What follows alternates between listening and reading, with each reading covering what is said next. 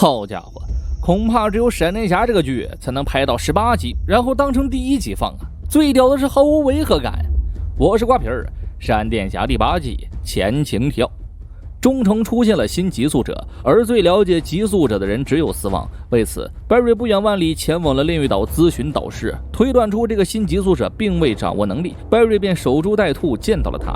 此人为极速实验室的主管米娜，获得能力不久需要指导。闪电侠顺理成章地当起了他的导师。久违的开场白味道十足啊！换成白瑞那得是爷青回级别。My name is Dr. Mina Dawan. I'm the fastest woman alive. 米娜这种临时神速力肯定跑不赢白瑞的，追不上就急眼，这是每一个被遛狗玩家的通病啊！米娜血压一高，不自觉甩起了闪电，直接兜飞了闪电侠，造成了短暂神速力失效。而且在和白瑞的正统力量进行对抗，他需要做些调查，确保米娜的人造速度没有隐患。这边正在存钱的塞西尔遇到了稀松平常的抢劫案，可以看出中城百姓的心态不行啊！要换哥谭市，那指定是熟练的交出财物啊！白天认栽，晚上点灯着说呀。而塞西尔突然进化，以前只能共情的他，现在能够驾驭别人的情绪，随手就传染给了劫匪，让他们良心发现。直呼啊，这劫我不抢了呀！咱就说门口的警察同志，你们晃悠的影子我都看见了，摸鱼也没这么摸的呀。回来实验室检查了一番，总结就是塞西尔这个版本增强了。他轻轻松松就察觉到了白瑞的小情绪，众人这才得知了米娜电疗白瑞的经过。鉴于米娜的能力来源过于奇怪，大家建议白瑞深入了解一下，至少弄清楚米娜怎么获得的速度。白瑞转眼就以科学家的身份来到了极速实验室，预约了和米娜的见面。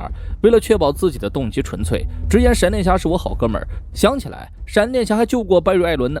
既然是闪电侠的好哥们儿，米娜肯定是不能怠慢的，直接领着他来到了实验室，见到了为之提供速度的震荡房，能把闪电加以控制并转化为速度，可以说他根本不是这个时代的产物。见多识广的白瑞都震惊了，米娜也没有独揽功劳，诚实的说这是同事的功劳，有请他非常了解速度的同事斯旺啊。见其伸手问好，白瑞脑子里就一个想法，嗨，你跟我俩在这演狗血韩剧呢。米娜面前也不好表现出强烈的敌意，白瑞还是跟他握了握手，并婉转地问他认不认识闪电侠。折磨了自己一辈子的逆闪，现在却一脸无辜，还患上了失忆症，以前的私生活都记不起来了。白瑞只感觉他在装杯啊，但自己没有证据。趁着米娜去接电话的功夫，他选择了有话直说，玩失忆又造速度，到底是想干什么呀？白瑞的敌意已经让斯旺感到不适了，他一直在为自己辩解。关于白瑞说的什么逆闪，斯旺那根本就不知道是什么意思。见无法解释清楚，他直接就不理白瑞了。白瑞赶紧联系了切斯特，让他好好查查天眼会是否有异常。斯旺如果越狱了，肯定会有动静。眼下最快的确认办法就是跑一趟炼狱。门口白瑞的质疑让里头的斯旺一脸的问号啊，脑子里就一个想法：嗨，你跟我俩这演狗血韩剧呢？什么叫我不是我在外头，我在里头，我怎么可能在外头？这事儿斯旺不知道，也不屑知道。他一个被夺走速度的普通人，还能整什么幺蛾子？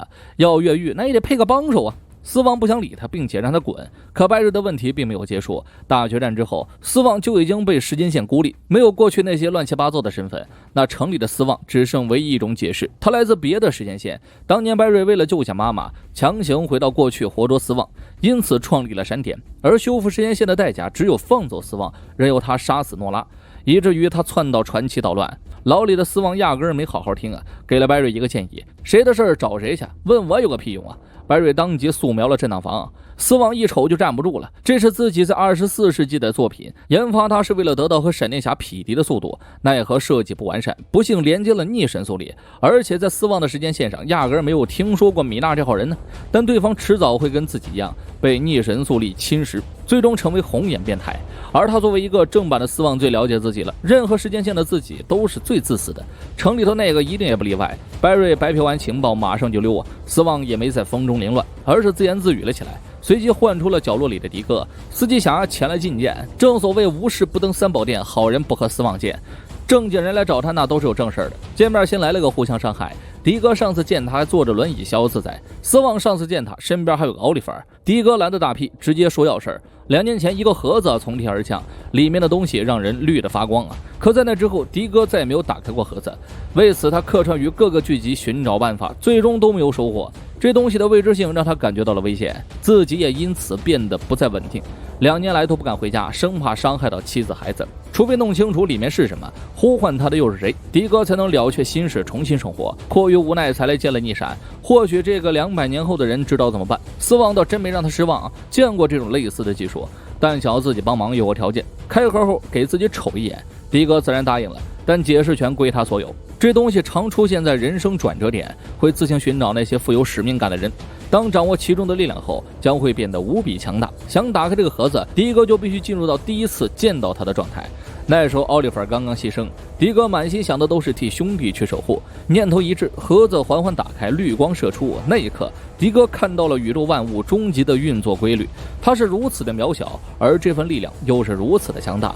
只要敢于想象，这个世界乃至宇宙都会以他为尊。但最终迪哥放弃了这个力量，任由他在眼前消失殆尽。经历了这么多事儿，他终于弄明白了自己想要的东西。比起宇宙级的力量，迪哥更想要一个完整团圆的家。比起去当救世主，他更想做好父亲、丈夫这种小工作。当你拥有他且需要他的时候，力量将会不值一提。迪哥没有多言，因为斯旺不可能理解自己的感受。他转身离去，给莱拉打通了电话，说自己要回家了。这回斯旺凌乱了，本想借河中之物越狱，现在看起来又得加时了。白瑞一边狂奔一边联络队友，确保米娜和斯旺没有做出什么无法挽回的事。他愈发觉得米娜会深陷逆神速力。此时两人正准备再次灌输速度，米娜还准备加大力度，好让自己的人造神速力能持久一些，不能再发生误伤闪电侠的事了。斯旺也无力反驳，只能按请求办事。启动前，闪电侠赶到了，硬让米娜停了下来。白瑞来时已经理顺了所有事儿。之所以米娜会攻击自己，是因为神速力之间的制衡。神速力与逆神速力之间就是对抗关系，而且逆神速力会影响一个人的神智思维。普通人变得易怒，易怒的人变得极端。震荡房从头到尾它就是个半成品呢，或者说是斯旺故意为之。毕竟逆闪干出这事儿都不稀奇。白瑞就准备把斯旺关进监狱。米娜的反击却出乎意料的强烈，为了保护斯旺，不惜强行启动震动房。超载的逆神速力入侵了身体，当场化身红眼变态呢，强行击晕了闪电侠和斯旺。此时的他一心只想得到更多速度，而震荡房的原理就是利用闪电。米娜此时要吸收城市能力，为自己续航。白瑞先一步苏醒，逆神速力又跟他的力量相克，速度暂时失效了。斯旺刚睁眼就等来了闪电侠的一套正义审判，受不了一直被冤枉，他发飙了。自己压根儿不知道什么是逆神速力，又怎么可能害米娜呢？米娜可是他的爱人呢。两人相识还是在1年前，斯旺前来极速实验室应聘，可因为他丢失了过去的记忆，简历也只有寥寥的几行字介绍自己。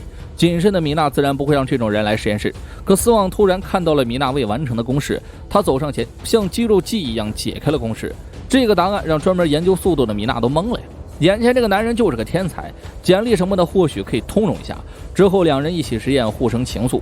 斯旺总有种感觉，觉得自己命中注定会成为极速者。他的愿望是靠速度改变世界，不局限于打击罪犯这种事儿，解决能源、战争、饥荒等一系列问题。在龙卷风摧毁停车场之前，把龙卷风摧毁。可现实很残忍，他们研发的震荡房只能容纳一个人。那时米娜患有心脏病，严重到心脏骤停。斯旺为了救她，不得不放弃梦想，让米娜拥有了速度，这才治好了爱人的病。他们谁也没有想到，这力量是逆神速力。说起这些回忆时，斯旺几度落泪。他不是恳求闪电侠放过自己，而是恳求他救回米娜。纵使被逆闪坑害了8年，白瑞也心软了。他不自私不邪恶，有着自己愿意用生命去守护的人。这种人即使有着死敌的身份和面容，白瑞也愿意去帮助他，相信他，因为每一个好人都值得尊敬啊。白瑞的速度回来了，而米娜也快让中城的电网瘫痪了。斯旺立刻想到了中城最大的电力源，米娜如果想要续航速度，那就只能去那儿。米娜盯上的大坝，把这个吸收干净又能快一点，这不活一个新能源闪电侠吗？庆幸啊，逆神速力不烧石油。白瑞阻止了疯魔的米娜，按照斯旺的计划，他只需要尽量拖延时间，直到米娜的速度耗尽。两人海上奔，白瑞又有新的花活了，直接在水中力吹到电墙，阻断了米娜，硬是把她电回了陆地。白瑞以为她昏迷了，然而人家有小操作，一波假昏迷加引雷术，披下的逆神速力直接瘫痪了闪电侠。女人做事就要把闪电侠弄死，完成大业。关键时刻斯旺到了，直接挡在了闪电侠面前。面对爱人的手刀，斯旺躲都不躲。如果米娜要以这样的方式活着，那他不如先死掉解脱自己呀。斯旺是不可能看着心爱的人变成这样，他教会了自己大爱，照顾着自己的生活。两个渴望拯救世界的人，要么一起活，要么一起死，这就是斯旺对感情的态度。他唤醒了米娜的良知，助他打败了逆神苏里，互相拯救的两人平安无事。震荡房的确还不完善，但闪电侠相信他们能够攻克难关，特别是珍惜相爱的他们，总会有一个人指引另一个人。没多久，雷发来了视频，他咨询了传奇小队的兄弟姐妹们，得知了一些情报与斯旺有关。传奇小队也遇到过这个斯旺，不过他被剥夺了速度，成了凡人。时间亡灵让他将功赎罪，留下来保护时间线，并且用生命保护了传奇小队。雷知道的就这么多。汤米怀疑时间亡灵又把斯旺送到了当下，来保护这条时间线不受伤害。换句话说，圆脸斯旺洗白了，成了时间线守护者。夜里，塞西尔阻止了一场抢劫案，他对能力的运用愈发娴熟，这是要让他成为团队大辅助来迎接决战的。而角落里，冰霜的背影目睹了这一切，具体是招魂还是冰签不得而知，但马克的确想到了一个复活冰霜的办法。这个办法不需要冷静枪，也不需要闪电侠，只需要凯瑟琳一个人就行。